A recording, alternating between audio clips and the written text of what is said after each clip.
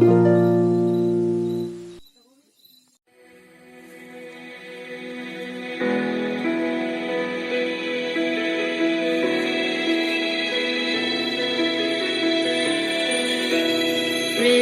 kaya itu solan hao tam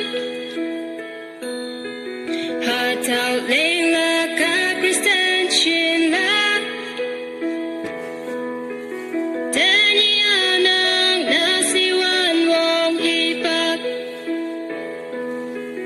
Ayan fan na fa bu fai yong ha